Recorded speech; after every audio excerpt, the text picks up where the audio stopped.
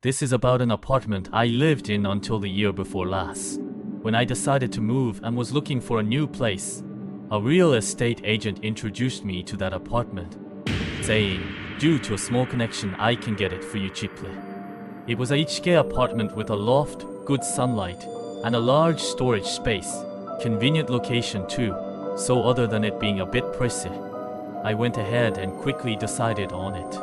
At the time I had a cat. My previous rundown apartment allowed pets, but I forgot to get permission to bring it. I figured, oh well, I can make some excuse later, and brought the cat with me. It was fully housebroken and quiet. After greeting the other apartment residents, checking out the nearby supermarket, moving day was over. While trying to sleep in the messy unpacked room, I noticed something strange with the cat.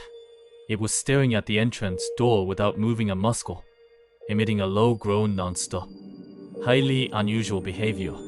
At the time I just thought, I guess it smells some stray cat. So figuring it would get used to the place eventually, I went to sleep. But the next day, and the day after that, every single day around evening, the cat would repeat that behavior. I realized something was off, so I went over to where the cat was groaning continuously. I sensed a human presence of some kind outside the entrance. Not a ghostly atmosphere, but clearly a human. I wanted to boldly open the door, but was too afraid to. Well, I never had that kind of guts to begin with.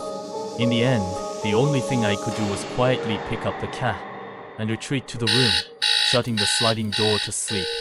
But even with the door shut, the cat kept staring and whining towards the entrance.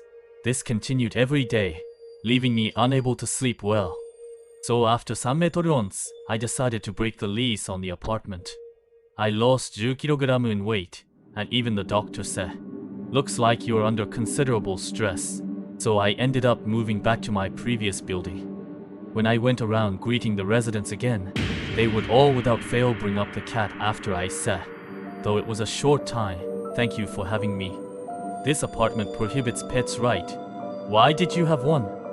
You need the landlord's permission for that. The landlord was angry about your cat, and so on. Even though I never let it out of the apartment. Even though it was neutered and never meowed loudly even once. So finally I casually asked one of them, how did you know I had a cat? And they said, we took turns keeping watch per the landlord's instruction.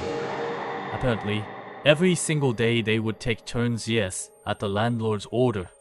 It seems standing right outside my door as soon as I got home, keeping watch. They monitored me through the mail slot, too, and that's how they found out about the cat. While it was wrong of me to keep a pet without permission, they should have just told me so directly instead of all that. But when I protested, they just said it was the landlord's orders. Asking further, apparently my mail was also checked per the landlord's instructions. They didn't go as far as opening envelopes, it seems, but they checked in detail who each piece of mail was from. Hearing that, I didn't want to stay there another day. I forcibly moved my moving date up a week early and moved out the very next day. Now it's just a funny story, but at the time it was honestly so terrifying. I still don't know why the landlord had everyone monitoring me, or how the real estate agent was able to get it cheaply through some connection. Frankly, I was too freaked out to even want to investigate. Sorry for the lame ending. These days everything is peaceful, with no stalking or anything, and I'm spending untroubled days. But it's true that suspiciously cheap apartments that don't match the price are dangerous.